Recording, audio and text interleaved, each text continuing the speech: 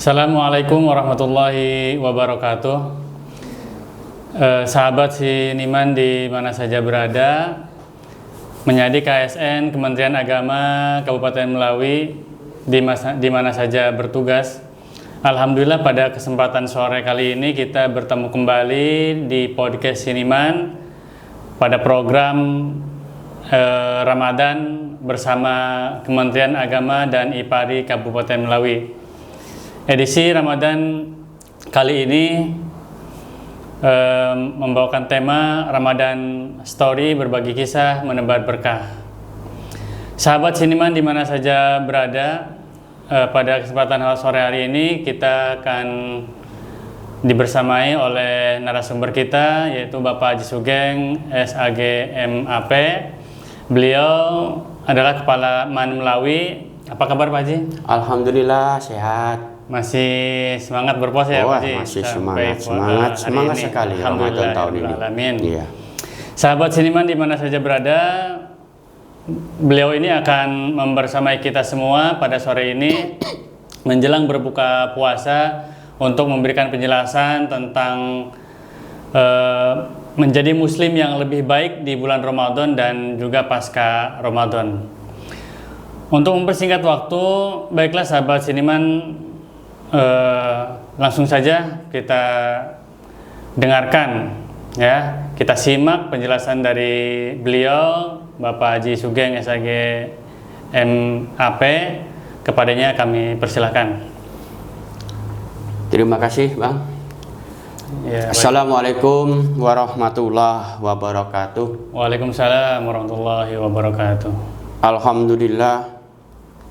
Alhamdulillahirabbil alamin wassalatu wassalamu ala asyrofil anbiya'i wal mursalin Sayyidina Muhammadin wa ala alihi wa sahbihi ajma'in. Amma ba'du. Qala Rabbi shrah sadri wa yassir li amri wahlul lisani yafqahu qawli. Pemirsa Siniman yang insya Allah calon penghuni surga. Amin, amin ya Allah. Alhamdulillah hari ini kita bisa bertemu, sore ini kita bisa bertemu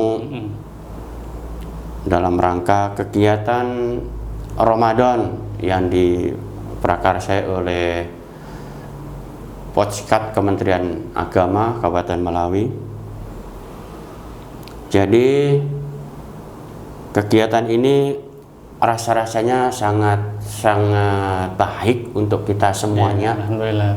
Karena juga saya walaupun di rumah juga senantiasa memonitoring lewat handphone kita tentang kegiatan-kegiatan Siniman ini, dan rasa-rasanya perlu dikembangkan kembali, perlu ditingkatkan kembali pada tahun-tahun yang akan datang. Bahkan setiap hari perlu dikembangkan. Siniman, pemirsa Siniman yang diberkahi oleh Allah,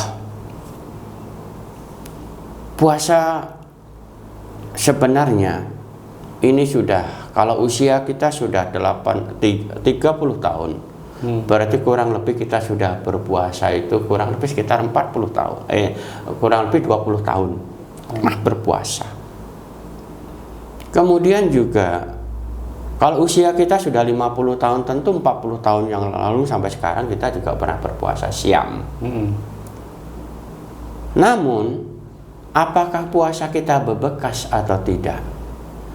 Puasa kita bisa memberikan perbaikan kepada diri kita atau tidak? Ini sebenarnya bisa kita lihat dari pribadi kita, dari individu kita setelah pasca Ramadan. Sebab kalau selama Ramadan itu susah kita memberikan penilaian. Jadi gini Bang, sebenarnya sekali-sekali boleh dong kita koreksi terhadap pakaian yang kita pakai. Pakaian yang kita pakai ini kadang-kadang satu hari belum bau, besok dipakai lagi. Besok belum bau, dipakai lagi. Apalagi yang laki-laki. Apalagi yang laki-laki kan. Iya. Kadang-kadang celana panjang sampai seminggu nggak dicuci, nggak dibersihkan. Karena merasa apa? Merasa belum bau. Jadi, dan padahal tentu kalau barang udah kita pakai, tentunya pasti ada kena debu, kena lumpur, betul, kena bahkan mungkin kena najis, dan kita nggak nyadar. Dan andaikan kita cuci pun sekarang, andaikan kita cuci tentu perlukan deterjen yang lebih bagus, lebih banyak, kan gitu ya.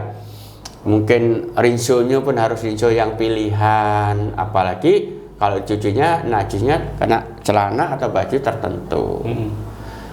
Jadi perlu penyegaran lah, artinya baju perlu kita segarkan kembali dengan cara kita cuci. Pemirsa, apa maknanya? Maknanya di dalam hati kita selama 12 bulan itu barangkali sudah numpuk ini kotoran dalam bentuk apa? Mungkin dalam bentuk sifat iri hati, ya betul, dengki, ya kan, hasud, nggak enak dengan orang, merasa menang sendiri, merasa betul sendiri dan sebagainya, kan begitu Bang ya? Gitu. Bahkan sekarang ada penyakit baru, penyakit tren yang dari zaman dulu sudah ada penyakit itu, penyakit SMS. Apa itu SMS? Apa itu SMS? SMS itu artinya senang melihat orang susah, dan lebih parah lagi susah kalau melihat orang itu senang. Dan ini ada di lingkungan kita tuh banyak ya seperti itu. Mungkin seperti penyakit iri hati lagi. Iya, iri hati, hasad, asud gitu kan. Iya. Bahkan ada yang sampai ke adu domba dan sebagainya. Nah ini, jadi makanya maknanya kita, Allah memberikan tempat untuk membersihkan hati kita, untuk membersihkan hati kita selama 12 Ramadan itu diciptakan satu bulan namanya bulan Ramadan. Dari bulan rahmat, ampunan, dan itqu minan nar. Jadi kita harus bersihkan hati kita. Sebab kalau hati kita tidak dibersihkan, pintu untuk ampunan tidak akan nyampe. Doa kita pun terhalang. Doa kita pun terhalang karena hatinya beku. Beku seperti batu. Kalau udah hati beku seperti batu itu sudah segala cara, segala macam semuanya salah, yang benar dia aja. Nah itu ya. Jadi Allah ciptakan Ramadan untuk membersihkan hati-hati kita. Caranya bagaimana? Supaya kita nyampe untuk menjadikan orang la'lakum tatakun tadi itu, menjadi orang-orang yang bertakwa. Bersihkan hati dulu untuk menuju pintu ampunan dari Allah. Bagaimana membersihkan hati? Walaupun bisa dengan zikir, tahlil, tahmid, ya kan? Tetapi Allah menciptakan satu bulan yang khusus, yaitu dengan bulan Ramadan. Bagaimana kita mau sakit hati kalau perut kita sedang kosong, kita sedang saum, dikunci oleh saum. Oh iya, kita sedang saum, nggak boleh ngomongin orang, kan gitu ya? Lihat orang senang, alhamdulillah, karena alhamdulillah juga dapatkan pahala. Memuji orang, alhamdulillah. Jadi itu. Terus bagaimana kita mau sakit hati? Nggak bisa kan, malamnya juga kita disibukkan oleh qiyamul lail, sholat malam. Siang kita sudah dikunci karena hawa nafsu kita sudah dikurangi, karena kita udah tidak ada makanan yang terlalu banyak asupan, sehingga kan kita bisa banyak istighfar, bisa merasakan bahwa orang puasa itu adalah seperti ini ternyata. Malam nggak sempat ngobrol kawan, karena apa? Kita disibukkan oleh tatarusan, kemudian sholat berjamaah, tarawih, qiyamul malam lain-lain dan sebagainya. Jadi seperti itu. Rasul pernah menyampaikan begini, untuk menyikapi Ramadan, untuk supaya kita ada perbaikan setelah pasca Ramadan. Man shoma Ramadana imanan wa ihtisaban ghufira lahu ma taqaddama min dambi. Barang siapa yang berpuasa karena iman dan hanya mengharap ridho Allah, maka akan diampuni dosa-dosa yang lalu. Dosa-dosa sekarang dan dosa-dosa yang lalu. Nah, memahami hadis ini tentu banyak konsep yang harus kita pahami. Puasa kita, jika puasa ini tidak didasari karena iman, maka nanti kita akan celaka juga. Kalau puasa kita tidak didasari dengan wahtisaban, hanya mengharap ridhonya Allah, juga sia-sia puasa kita. Nah, jadi menurut Imam Ibnul Qayyim, bahwa wahtisaban itu memiliki 3 pengharapan. 3 pengharapan besar. Yang pertama, pengharapan akan ampunan dari Allah. Pengharapan akan ampunan dari Allah. Bagaimana pengharapan itu? Pengharapan dari Allah, maka bersihkan hati kita dulu. Bersihkan hati kita dulu. Jaga lisan kita. Semuanya jaga supaya pintu ampunan itu diterima, dan kita ibadah mengharapkan ampunan dari Allah. Puasa itu juga mengharapkan ampunan dari Allah. Kemudian yang kedua,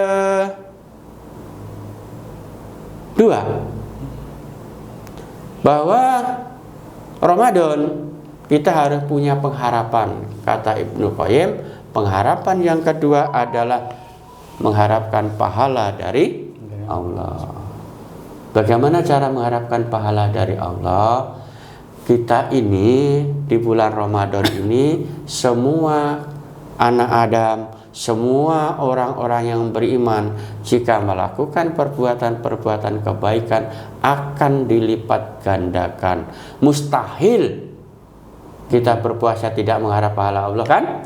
Sholat mengharap pahala dari Allah. Puasa juga mengharap pahala dari Allah. Sedekah juga mengharap pahala dari Allah. Zakat juga mengharap pahala dari Allah. Karena apa? Karena ini akan dilipat gandakan oleh Allah pahalanya gitu. Makanya perlu ada apa namanya? Ada semangat. Hirohnya harus ada. Hirohnya ada. Impak yang biasa cuman di masjid-masjid, kadang-kadang kalau di luar bulan Ramadan orang susah banget uang impak itu.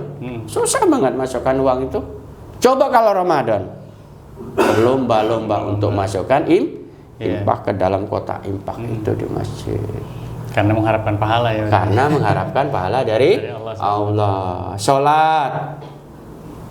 Sholat 5 waktu biasanya dilaksanakan, kadang-kadang kita masih kadang telat, ya kan? Mundur-mundur waktu. Tapi kalau selama bulan Ramadan, biasanya orang berlomba-lomba untuk melaksanakan sholat berjamaah lagi di masjid lagi, rame-rame lagi, kan? Lebih banyak fokus. Coba kita bayangkan, andaikan semua kaum muslimat itu yang ada di kita, sholat 5 waktu itu sama dengan sholat tarawih.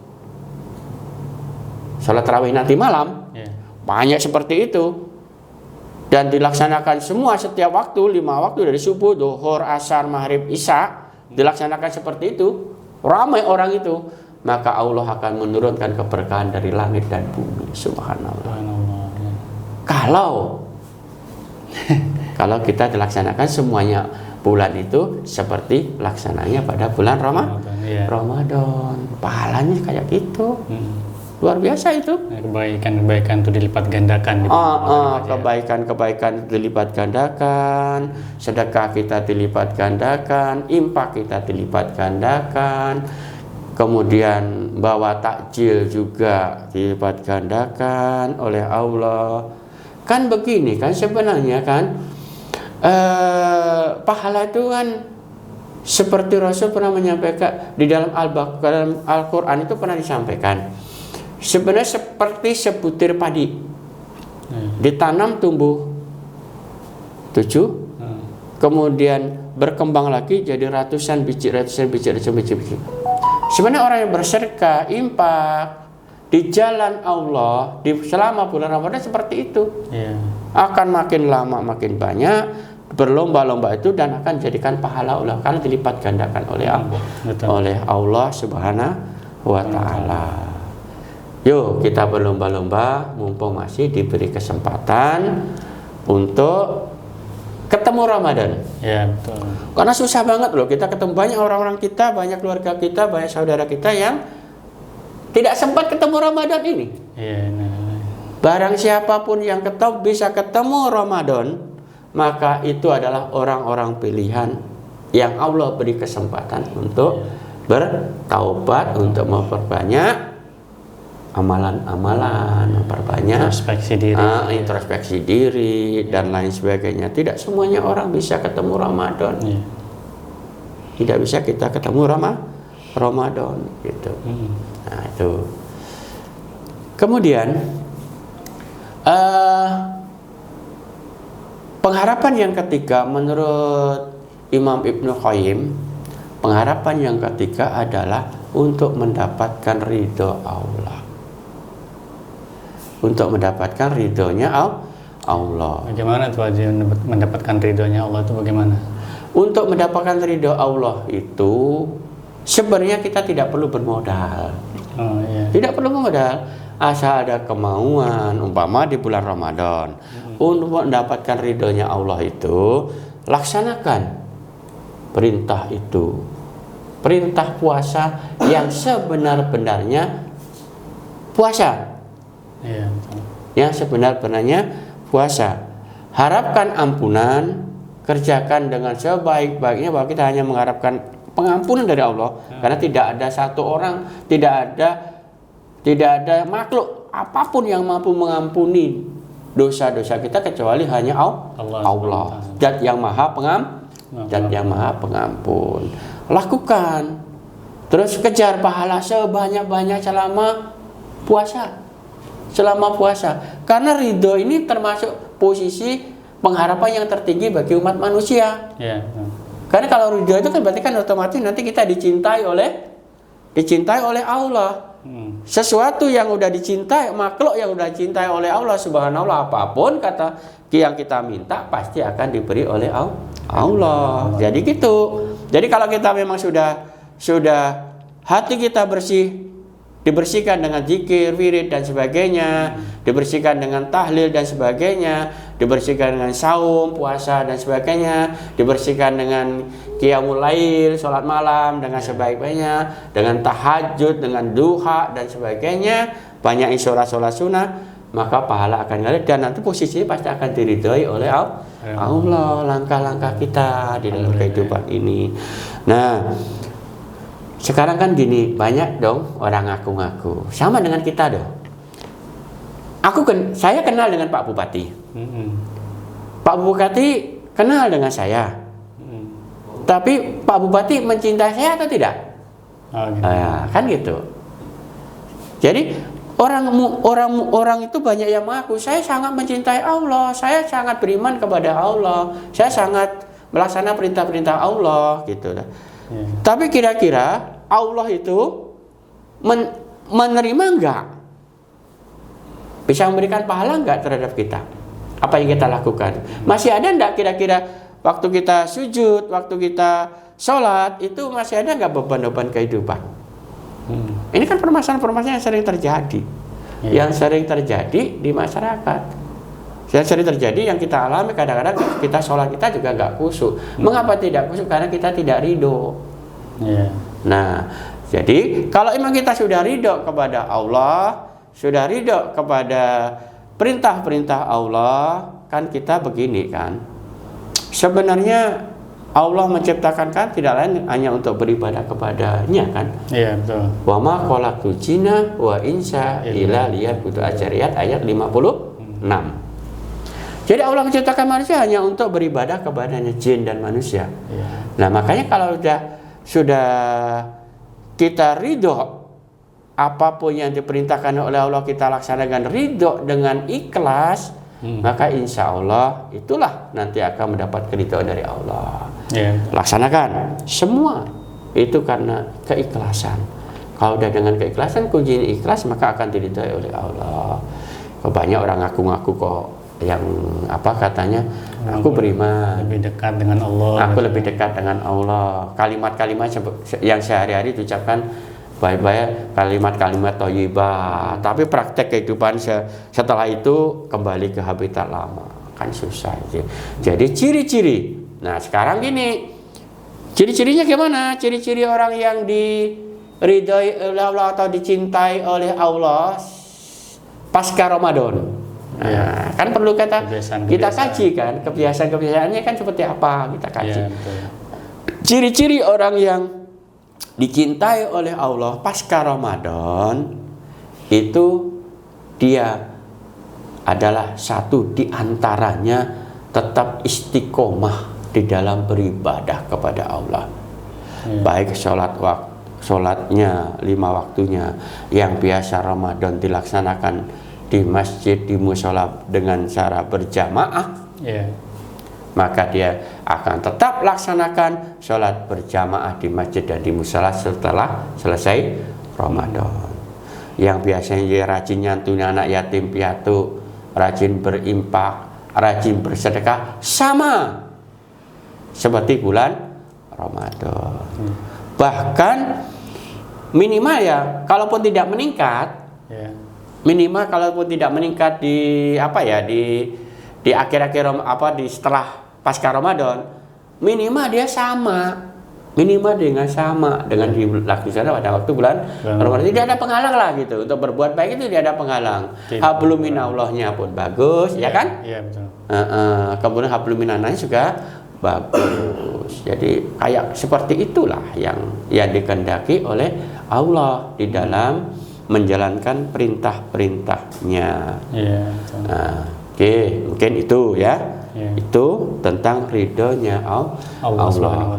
Kalau sudah Allah ridho, maka kata Allah, akan aku letakkan orang-orang yang la'alakum tattaqun di surgaku seluas bumi dan seluas langit yang tidak ada batas.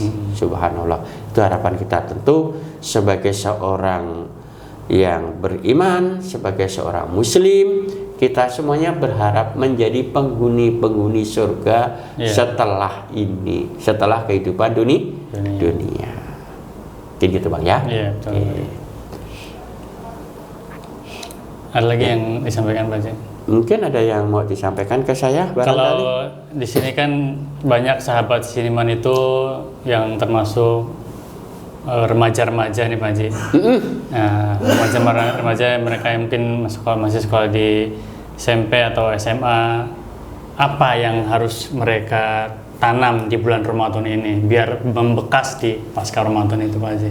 Biasanya kan untuk yang zaman sekarang itu banyak sekali anak-anak muda remaja itu tergoda atau terbiasa tidak berpuasa juga banyak juga Pak Haji.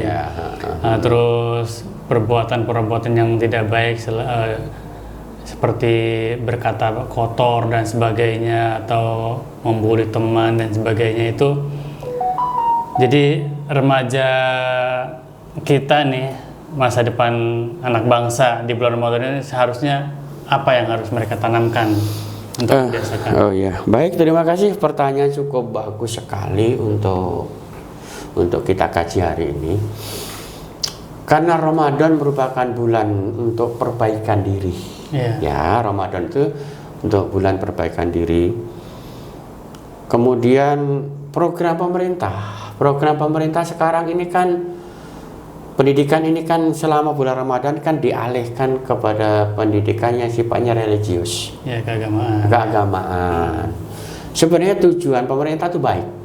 Sangat baik. Dan saya sebagai akademi pendidikan sangat mendukung program ini karena banyak sekali manfaatnya.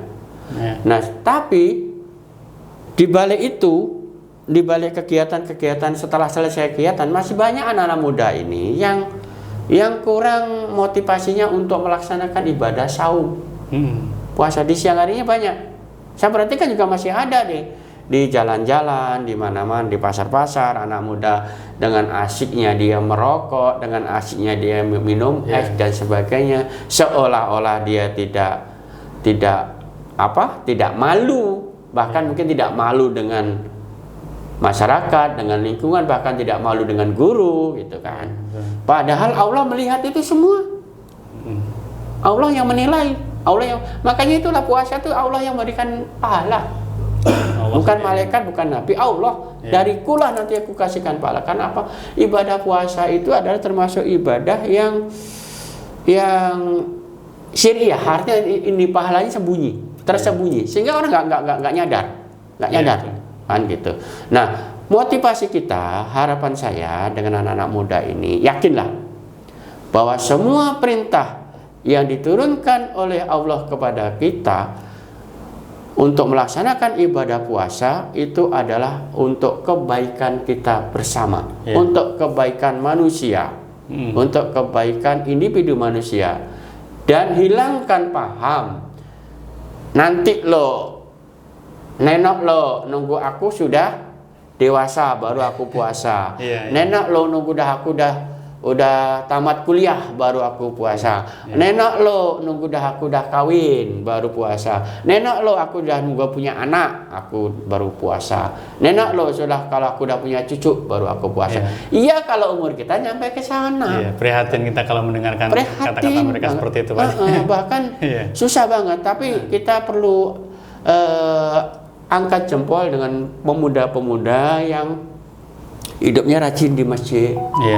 Luar biasa ini, rajin di masjid, rajin ngaji, rajin tadarusan dan sebagainya. Saya sangat salut itu. Seperti di Masjid Nurul Huda, banyak anak-anak muda yang luar biasa. Seperti di Masjid Agung, banyak anak-anak muda yang luar biasa. Di Nurul Iman juga begitu, dan bahkan hampir semua masjid-masjid yang ada di Kecamatan Nangapino itu banyak anak-anak muda yang sangat berkreatif, sangat antusias. Alhamdulillah, hanya sebagian kecil.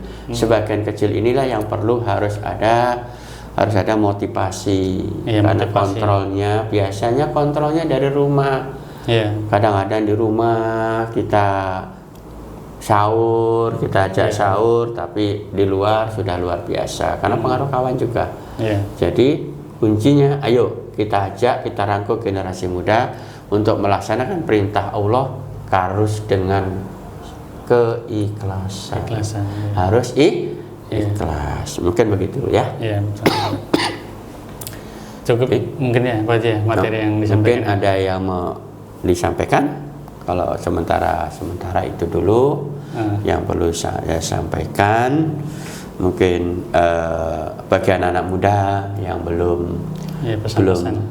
belum bisa melaksanakan ibadah puasa dengan baik, yuk kita belajar bersama-sama. Kemudian bagi kita orang-orang yang dewasa, ayo kita kejar la'alakum tattaqun, agar kita mendapat surganya Allah, surga yang telah diciptakan oleh Allah seluas bumi dan langit, yang harus kita kejar. Kemudian ini ada pantun sedikit ya. Mudah-mudahan pantun kita itu bisa membawa kita untuk senantiasa ingat taubat gitu, Pak. Udah tua masih nggak mau puasa, sudah tua nggak mau melaksanakan ibadah tarawih, kan gitu. Susah ini. Udah tua masih makan sembarangan, udah tua masih minum kopi sembarangan di warung-warung kopi, subhanallah. Innauzubillah itu. Naik motor tuh jangan nekat. Cakep ya? Cakep. Makan sahur sambalnya tomat. Cakep. Kuatkan iman, tegarkan tekad, tinggalkan maksiat. Mari kita bertaubat. Cakep Pak Haji ya. Alhamdulillah pantunnya mudah-mudahan menginspirasi kita semua ya sahabat Siniman. Insya Allah. Sahabat Siniman di mana saja berada, di KSN Kementerian Agama Kabupaten Melawi di mana saja bertugas. Alhamdulillah bincang-bincang kami pada sore hari ini sudah berada di penghujung acara. Semoga bincang-bincang ini membawa berkah dan juga magfirah dari Allah Subhanahu wa taala, dan mendapatkan wawasan ya bagi kita semua dari materi yang disampaikan oleh Pak Haji Sugeng.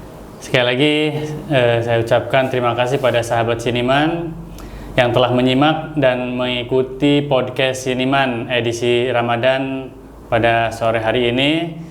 Jangan lupa untuk sahabat Siniman di mana saja berada untuk like, share, dan subscribe channel kami Podcast Siniman ya, Kementerian Agama Kabupaten Melawi, agar sahabat-sahabat semua bisa terus mengikuti program kami di bulan suci Ramadan ini bersama Kementerian Agama dan IPARI Kabupaten Melawi, berbagi kisah, menebar berkah. Sampai jumpa di episode berikutnya. Tetap sehat dan tetap semangat beribadah. Amin. Allahul muwaffiq ila aqwamit thoriq. Wassalamualaikum warahmatullahi wabarakatuh. Waalaikumsalam warahmatullahi wabarakatuh.